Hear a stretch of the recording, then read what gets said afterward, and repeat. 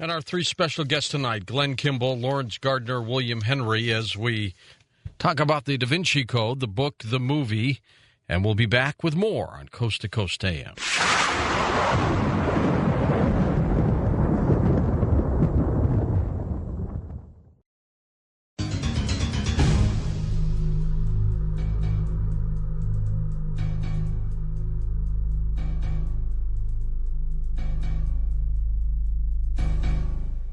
Well, welcome back to Coast. I'm George Norrie with our guests, Glenn Kimball, Laurence Gardner, William Henry. Glenn, a lot of people out there are upset with the possibility that Jesus might have gotten married. Does that explain why the Vatican is also so upset? I don't know. They have the right in their own religious belief to feel as they wish. I know I took my wife, she's Catholic, to the movie, and she enjoyed it immensely. She said it was in the top movie she'd ever seen in her life. And felt inspired by it. In that respect. However, we have to remember that every nun in the world is believed to be the bride of Christ in a very literal sense of the word. I'm not exactly sure what the problem is. Either Christ can be married to all the nuns in the world, but not Mary Magdalene. I don't understand that. All right, let's take a quick poll just from you three. Laurence Gardner, do you believe that Jesus got married? Well, it's often said by those who would argue against it that he probably wasn't married because the New Testament Gospels don't say that he was. Other people would argue, well, by the same token, they don't say that he wasn't. In actual fact, one of the really interesting things about this is looking at marriage ritual from the time. And there are some very interesting documents that come out of Syria and northern Canaan, the land that became the Holy Land. And they actually lay down the ritual for what they call Messianic marriage ritual. And it's called the threshing floor ceremony. And in fact, this, right up until 1878, it used to be repeated every year at a sort of annual festival. And this is the way that it goes. The king sits at the table with his friends. The bride lays the table and kneels at his feet. She cries and weeps and wipes his feet with her hair. She anoints his feet and his head with the oil of spikenard. Now, if we look at the Song of Solomon in the Old Testament, we actually see this again, written exactly like that as the bridal refrain from the Song of Solomon. If we move into the New Testament Gospels, this is exactly the scenario that is presented to us where Mary Magdalene anoints Jesus at Bethany. He's sitting at the table with his friends. She kneels at his feet. She cries. She anoints his feet with oil, spikenard, and anoints his head. So in actual fact, although it's said that there is no record in the New Testament that they were married, this, as far as I'm concerned, is not only a statement, it's a blatant statement of a ritual marriage messianic ceremony. Laurence Gardner says yes. How about you, William Henry? I would go along with that. I think that when we look at the models upon which the Jesus and Mary Magdalene story are largely based, Isis and Osiris and some of the other savior gods and the divine couples that preceded them, there is always the hint of the marriage and the hierogamos, the sacred marriage between the two. And in fact, it's in part referenced in her very name. I mean, we talk about Mary Magdalene, but her name assuredly was not Mary. That simply means beloved. Her last name was not Magdalene, no more than Jesus Christ was a personal name. Jesus, of course, means Savior. Christos means Anointed One. This is like calling a person Mr. President. These are titles that were held by these people, and when we examine these titles and the meaning behind them, it suggests that the sacred drama had to be enacted in order for them to be clearly identified as the upholders or the office holders of these titles. So you're saying he was married or not? Yes. He was. How about you, Glenn Kimball? Yes, he was. Simple as that. There you go. Glenn, you and I have gone way back. We've talked about a lot of different issues on this program before, and you've done a lot of homework in these areas. So let's all assume now, all three of you say that he did get married. You believe that in reality.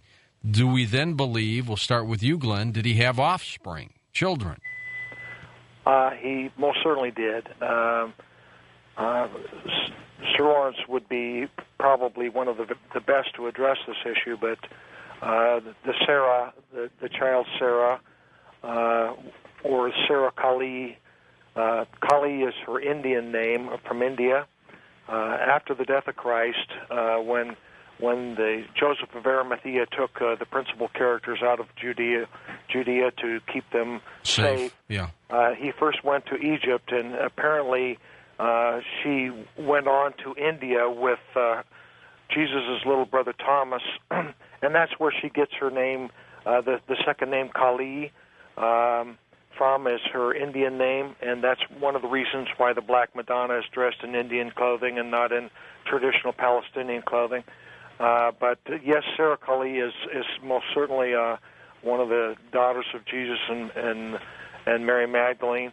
And then we go on to, there's mention of two other children, and I don't know. Jesus Justus, which is kind of an interesting name because we call James, the brother of Christ, James the Just, and we call his little brother Joseph the Just. And later as he becomes one of the 70 apostles called by Jesus, and so this name Justus and Just seems to belong to the family of Christ. And then there are German manuscripts which talk about another son as well. Those things are very, very highly speculative. I don't know. We know it's a lot more secure to suggest that he at least had a daughter, and her name was Sarah. Do you take that same position, Laurence? More or less, except just to follow on from what William said. In fact, most of these names that are used in biblical terms are titular, and the name Sarah, in fact, I mentioned that in my Bloodline of the Holy Grail 10 years ago. Sarah was never a name in those times. It was actually a title, much like Mary meant beloved one. Sarah meant princess, and so she was a Sarah. Now, in fact, the records that I can find on it actually name the daughter Damaris, which is a Greek name, and in Hebrew it translates to Tamar, which is interesting because that's very much a family name, and it goes way back through the family, back to the time of David, and back to Judah and Tamar, who began the dynasty in long before in Old Testament times. In terms of descendants, one can look at history from just about any point in time, but if we go back to the very beginning of Christian recorded history, there are some very interesting things that crop up. From the first century, in fact, we onwards, we get chroniclers such as Hegesippus of Judea, Africanus of Edessa, Eusebius of Caesarea, and these all record from different times and places, more or less the same story, that from the Emperor Vespasian in the first century, which was just shortly after the crucifixion, then to Titus, and then to Domitian, and we go on through the succession of emperors, that they each issued edicts that the descendant heirs of Christ should be hunted down and exterminated. Now, these are all recorded, and the records explain that although some were captured and executed and imprisoned, others were not. And I found this quite interesting because they use the word Desposini, which is an interesting word, Desposini. It actually means heirs of the Lord, or those belonging to the Lord. And I checked it out with the Vatican just to find out what they felt that it meant. And they said, as far as they were concerned, it meant those in the same bloodline as Jesus from his mother. They admitted that? Yes. And I said, well, that means that Jesus had descendants. And they said, well, he also had brothers and sisters. And I said, well, you've never really acknowledged that. You claim that these are half-brothers and cousins and maybe children of Joseph, but not of Mary. And yet you're saying that the Desposini are directly in the bloodline of Mary. And they said very specifically, that's the bloodline of the Desposini. So we have that. And I mean, we can shoot way forwards into history. We can get into, and this is where Dan Brown picks up the Merovingian kings. We can move way beyond them into the 1400s. The French King Charles VI, and then later on King Louis XI and René d'Anjou, the King of Provence and Naples. I mean, they all wrote and absolutely were insistent about Mary Magdalene's dynastic position in the royal lineage of France. So once again, from the 1st century right through to these times in the 14 and 1500s, we have repetitions of the same story, which clearly means that through all of those centuries, this was believed to be the case. Now, it's not proof of anything, but it's evidence. And the evidence that comes from these early writings about tracking... the Vespasian's edict is amazing. I mean, it actually says that not one of these descendants must be left alive. They were considered to be so dangerous to the imperial regime. And so there seems no doubt that when one ties that into the fact that we're looking at later records and family records in Europe in royal and noble lines, all show it, well, not all, but many of them show in their genealogies this direct descent from Jesus and Mary Magdalene, and I used it in Bloodline of the Holy Grail. I mean, they're not always identical generation by generation, but the common denominators are very much the same, and it's amazing how many lines were purported to have come from this union. So as far as I'm concerned, it's a matter of historical evidence, a matter of comparing records. Was there just more than one record? And the answer is yes, more than one record from different places, different people with different vested interests, all at the same period of time, told the same story. William, then we have to assume that bloodline is around now. Well, yes, we would in some form.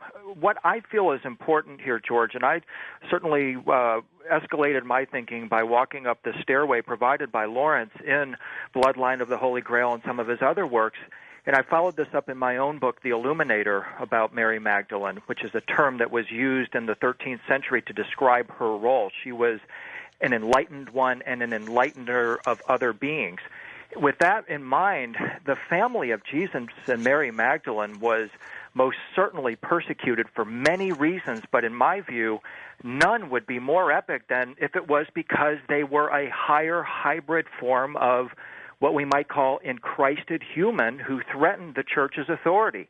I'm talking here about the possibility of something occurring as was recorded in the book of Genesis, the account where the sons of God and daughters of men mated. We're talking about the mating of the worlds, a heavenly being and an earthly woman who created possibly an advanced hybrid race that possessed a secret teaching that totally threatened the papacy, totally threatened the religious and political authorities of the time, which means these Christ-like beings, this family of the Lord, the Desposini, had to go. And what has continued throughout the centuries is a program to destroy the teachings that enable average individuals to effect this transformation within themselves. Jesus and Mary Magdalene were alchemists.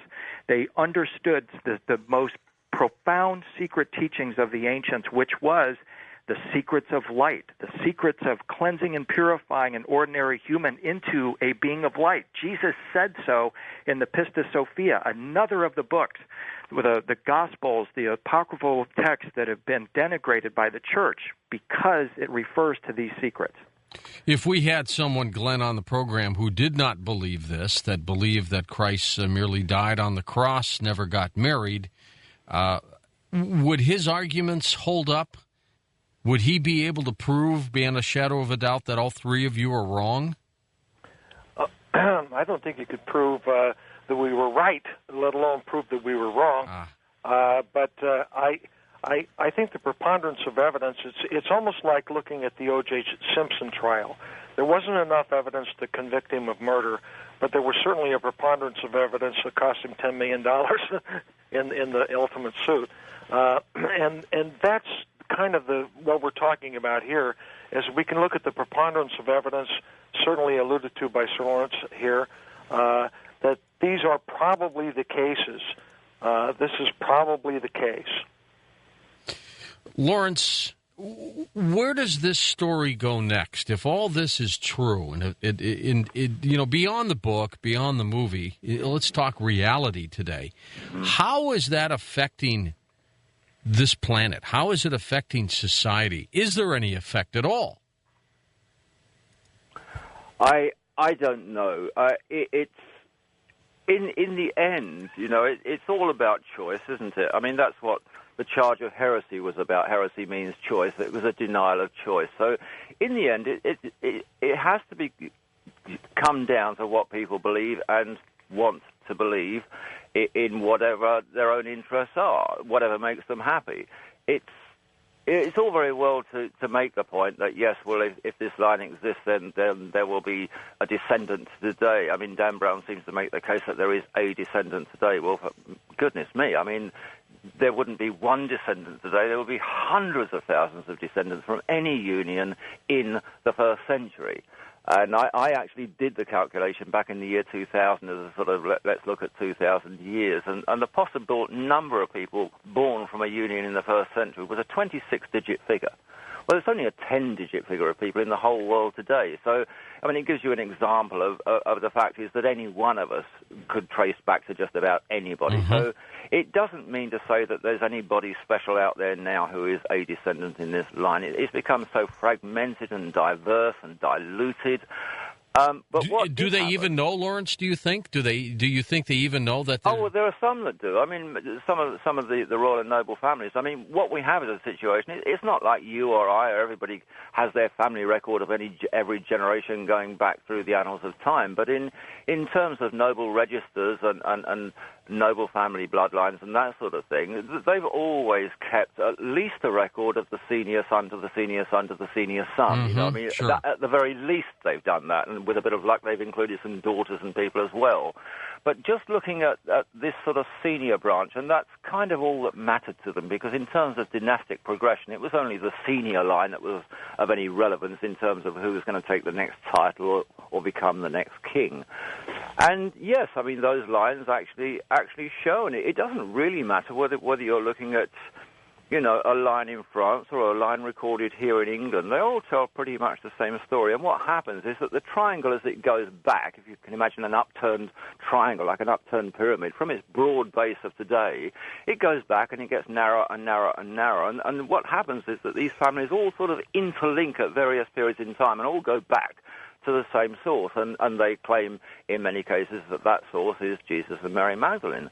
Others claim that their source is Jesus' brother James and from his line, and so it goes. But there seems to be a predominance of importance attached all through these monarchical histories about the importance of the strains from that line, as if it was something quite special. And, you know, if one takes the Merovingian bloodline in France as being one of those lines, as Dan Brown states, and I believe as was reported originally in the Holy Blood and the Holy Grail, it's very interesting that when the Church took over the coronation of kings in 751, which was the first time that the Church had any say in who was kings, because otherwise kings and queens were just dynastic and family lines, and they had a right to be kings and queens. But they changed all that in 751, and the first family that they deposed was the Merovingian House of France. And they just knocked it out of existence and brought in some mayoral family to be kings after that. And from that moment, the Church took charge of who was a king and who was a queen, and it continues to this day. The Church still here in Britain crowns the kings and queens of the dynasty we have now. So, you know, it's an established format now, but it wasn't for all of those years. And during that time, the primary importance was that many of the lines were born into that particular bloodline. When we come back, William, I want to ask you a question, whether you believe these descendants indeed have become what we all call now the Illuminati, if you think that is what they may be. Glenn Kimball's website, of course, is linked up at coasttocoastam.com, as is William Henry's and Laurence Gardner's. It's very simple. Just go to coasttocoastam.com. You look under tonight's guests. Each one has a distinct website with a lot of information about not only what we're talking about tonight, but some other issues that they've done during their career. I'm George Norrie. Back in a moment, we'll chat with William Henry and Laurence Gardner and Glenn Kimball. The next hour, it'll be your turn with them on Coast to Coast AM. Okay, what we'll do next hour, we'll open up the phone lines. You can address a question to either Laurence, Glenn, or William Henry, and we'll take it from there. But when we come back, we'll continue with our discussion about the Da Vinci Code on Coast to Coast AM.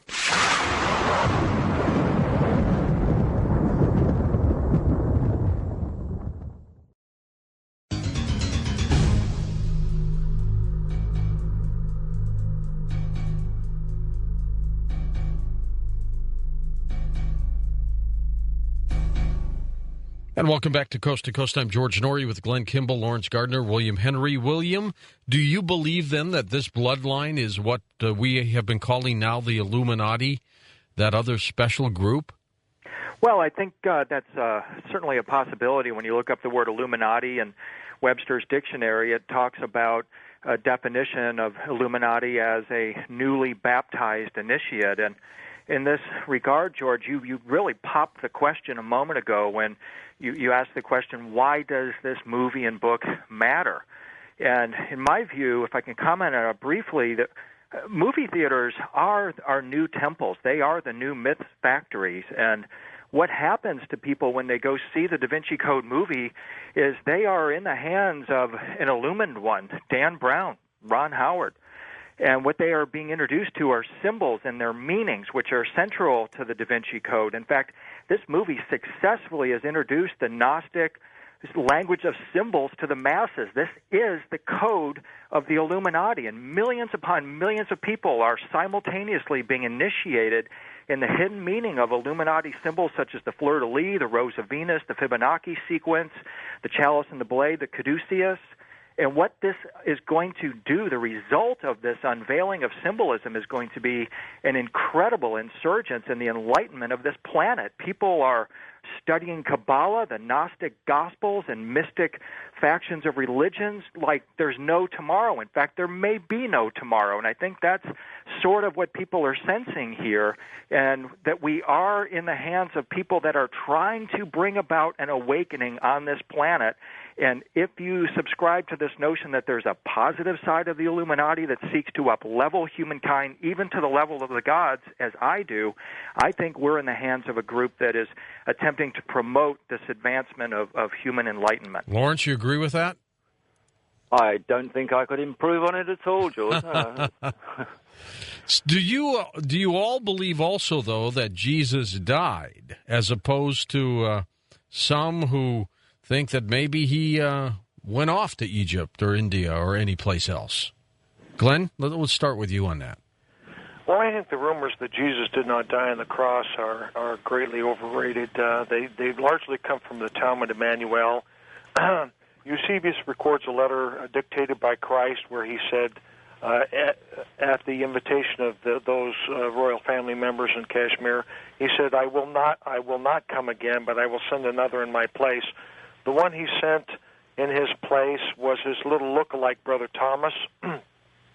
And when Thomas got into India after the death of Christ, he was often mistaken for Christ. He looked like him, he sounded like him, he was performing miracles like him. And so people often confused him for him. And by the way, the Apocryphal Acts of Thomas, the stories of his post-crucifixion ministry is the largest apocryphal book that survives in the world. And there are those who say that he was taken down from the cross alive. I don't believe Cassius Longinus was incompetent. I think he was a surgical assassin who had killed many people on the cross. I know that there are people who, and I'm sure Sir Laurence would perhaps disagree with me, and it would be one of the few things, Sir Laurence, that we would disagree on because I have such great reverence for you. I think Jesus did die on the cross. The scenario of the Messiah was that he would be born of virgin birth, that he would heal the sick, raise the dead, die on the cross, and be resurrected, and I think Christ fulfilled that to the letter. Laurence, you believe that? No, I think, as Glenn rightly said, it's one of those things we'll agree to disagree on. Although, I mean, having said that, you know, our opinions don't mean a great deal. I really think that the only way to look at this is to look at what is said, again, in the original documentation or the closest documentation that we can get our hands on. And in terms of the crucifixion, that is the New Testament and the Gospels. Now, one of the most interesting stories about the writing of the Gospels initially. I mean, whoever wrote the four that we have, and at whatever periods in time, what we do know is that in the oldest copies of them that survive, there is no story about a crucifixion or a resurrection. That was positively added in the 4th century. What we have is a sequence of events, just like the Roman annals, which leads us to the point where Jesus is sentenced to crucifixion, and that's sort of where it stops. Now, following that, if we then tag in the gospel story, we have a situation where Jesus is placed on the cross. There's a little bit of disagreement about how many hours he was up there, but it was only a few hours, 3 hours or 6 hours or whatever. And then we have this situation where Joseph of Arimathea goes to Pontius Pilate and he says, look, according to the book of Deuteronomy, it's the Sabbath coming up and you can't leave him hanging there on the Sabbath. Mm-hmm. He has to be taken down by law and subjected to Jewish death sentence. Mm-hmm. And our Jewish death sentence was burial alive. Crucifixion was Roman. So they take him down and they bury him alive. So we know from that he was alive at the moment he was brought down. And the word that's used in the Bible refers to a body, not to a corpse. It's just as they took his body down. Now, following that, I mean, if we can sort of leap ahead, what never seems to get taught very much by the church is the content of the Acts of the Apostles. We learn about the Gospels, but we don't learn much about the Acts. And the Acts are a total continuation from the Gospels. They're the next chapter, really. And what they tell is the story where Jesus is seemingly resurrected, mm-hmm. and Thomas doesn't believe him, and he says, well, I'm as real as you are. Look, for goodness sake, get your finger, stick it in this hole in my hand or whatever. I'm real. And he touches him and he's real. Now, the rest of the Acts of the Apostles is really stories of Jesus going to this place and going to that place. And the church teaches that actually these are all visionary scenarios. But that's not the way it's presented. It says, the word of John says in the beginning of his gospel that Jesus was called the Word of God. And it keeps telling us Jesus, the Word of God, was here. Jesus, the Word of God, was there. So it doesn't actually say that it was visionary at all. We then come to the thing which the Catholic Church calls the Ascension, which actually isn't talked about in the Bible as the Ascension at all. It's never called by that name. It simply says that Jesus was taken by the cloud to the kingdom of heaven. Well, that could mean anything. It's left very loose, actually. I mean, the Bible isn't actually that clear. It gives us a scenario that he was crucified, died, and resurrected, but it never really tells us that he died again. It just tells us that he went to the kingdom of heaven. Again, we have this interesting situation in the Dead Sea Scrolls, which explains that the great monastery at Murd was called the Kingdom of Heaven. And the Kingdom of Heaven was where dynastic fathers had to go for 3 or 6 years once their wives conceived and bore children. And here we have an interesting situation because Jesus is seen to go to the Kingdom of Heaven 3 times. And 3 children are what we get our stories of coming out of that. Once he's there for 6 years. That's what they stipulate for a daughter. Twice he's there for 3 years. That's what they stipulate for sons. Mm-hmm. So we get from that the whole picture ties in with other records that there were 2 sons and a daughter. And at no point do I get any. I mean, it doesn't matter what I believe or don't believe, but I don't get any indication from any of it that he was anything other than alive and up and running. William Henry, the cover of the Da Vinci Code, talks about the greatest conspiracy of the past 2,000 years. Is that accurate? Well, I think he certainly points to the greatest conspiracy of the past 2,000 years, which is not simply this idea that the Grail is Mary Magdalene and this bloodline, but rather that we have had withheld from us the true religion of Jesus and Mary Magdalene. I had a chance to talk with Michael Bagent, the author of Holy Blood, Holy Grail on Dreamland recently, and what it boils down to is that there are really only 2 forms of Christianity: the descriptive religion about the dead Jesus, which mass Christianity is indoctrinated in, and the pure religion of the living Jesus, which the official church has sought to eradicate even through genocide. And so that is the real conspiracy of the past 2,000 years, is the withholding from humankind of this vital knowledge about how individuals transform themselves into immortal beings. You either do this by proclaiming a belief in an individual who died on the cross for you, or you recognize that in all ancient civilizations, there was a mystical teaching that affected this transformation. And that's the choice. That's the heresy that Laurence referred to a moment ago. Whether you decide that the church is going to provide this service for you, or whether you're going to learn to serve the gods yourself by becoming a master of the craft, which is alchemy. And Michael Begnet, he sued, as you well know, Dan Brown, did not win. What does he think of Dan Brown now? Did he talk about that? No, he didn't. In fact, I stayed away from that in my conversation with him because I know he had been asked that question hundreds of times, and I wanted to focus more on his esoteric beliefs and some of the research that he's doing in that regard. And so I just stayed away from the whole Dan Brown Da Vinci Code subject with him. Of course, you know me, William. I would have been all over that one. Well, of course. Well, as we move on with this, and we're going to take phone calls at the top of the hour, was there anything startling for any of you to pick up on? I mean, here you are, all three of you now, saying that you believe that Christ got married. I mean, to me, is that really a big deal? I mean, you're all admitting that he died somehow. He was crucified. As most of the stories say. So he gets married. Why are so many people upset with that? Glenn?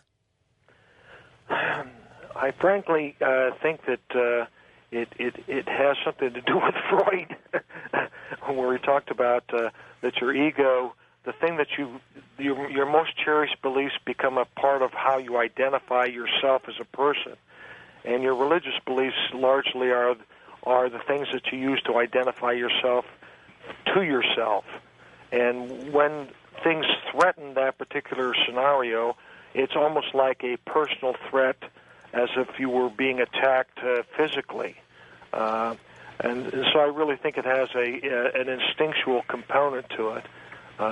That's the closest I can come to it, but the reality is that there is no reason for us to be threatened by this at all. Lawrence? Yes, I think Glenn's just about summed it up there, really. It actually has to do with the threat. You know, if you believe something for a length of time and then something upsets that balance of belief, you're either going to fight that concept or end up feeling that you've perhaps been a little bit silly or a little bit gullible. I mean, it's not just about religion. It happens in all aspects. If you're a doctor or a scientist and you've written a book on whatever it is, and that book has moved into being taught in the colleges and universities, and then along comes somebody else with a new batch of research and totally, maybe not disproves, but comes up with a whole new theory on the subject. And that begins to get some promotion and some press in the scientific journals and that. Now, that... we see it just about every time there's a new discovery or a new theory. It gets attacked. It gets assaulted. People are fearing of it because it's not what they've learned. It's not the last book that was written. And it takes quite a while for that to settle into place. And the interesting thing with the Jesus and Mary scenario is that is a repetitive situation. All sorts of periods in history, this comes to the fore. And it seems in recent times that, it's come to the fore quite a lot in this last century, and we go back and it's there a lot more earlier on. But every time it comes to the fore, a whole new breed of people are upset. And then they mellow and they either end up accepting it or they don't, and it really then doesn't matter anymore. But the people who are constantly upset are those who hold in their hands the supposed definitive book on the subject, which is the church, of course. And they feel that it sort of demolishes something. I don't believe that it demolishes anything. I mean, what the hell does it matter? Nothing in the stories of the teachings of Jesus, his codes of conduct, his ethics. I mean, everything that he taught, none of that has anything to do with whether he was married or whether he wasn't married. It doesn't make any difference, actually. I agree. Yet they are hot. I mean, some of the messages I'm getting from people are hot. This does not knock your Christianity, does it?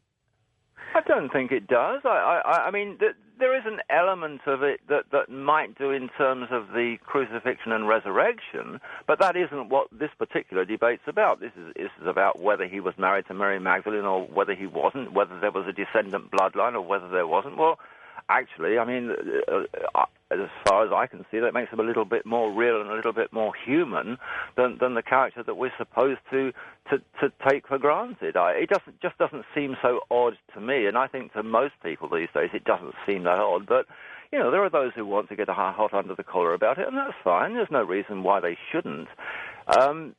What I object to is the fact that those who tend to want to expand their minds and read other works and make choices on what they believe, don't then endeavor to inflict on pain of death those opinions on the other people, whereas in reverse it does seem to apply. They really don't like the idea that somebody else might be choosing to follow a different path and try and learn something different. Well, that is so arrogant and opinionated that really I haven't got too much time. Well, you know what's interesting, though, Lawrence and William and Glenn, regardless of the thought pattern here, that any other religion, if it were pointed out that there was some changes or deficiencies in the true story, those people would go ballistic, and it would make it, it would be a bigger story than this one is now. It's almost as if other religions are ultra-sensitive to everything. I don't think they could handle what the three of you are talking about tonight if this was their religion. Well, this is the whole Da Vinci jihad business, that if Dan Brown had done what he's done to Jesus, to Muhammad, we'd be in World War III right now. And that brings up this very dangerous scenario. And one other comment on your former question there, George, about people holding on to these beliefs. I heard a statistic once that said that 80% of Christians are confirmed in their faith before the age of 18.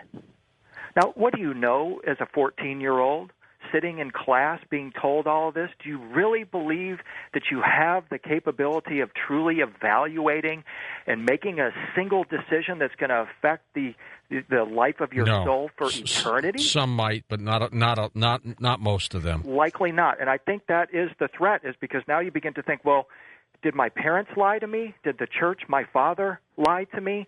What is wrong with this scenario? And so people have to defend that, because from the time they're children, 4, 5 years old, even younger, they are told this story and never given the full panoply of facts that either support it or tend to diminish the veracity of it. I tell you what, when we come back, when you make your phone call, if you could just tell Tommy who you would like to address your question to, either Lawrence, Glenn, or William, that would make it a little more manageable for us back here.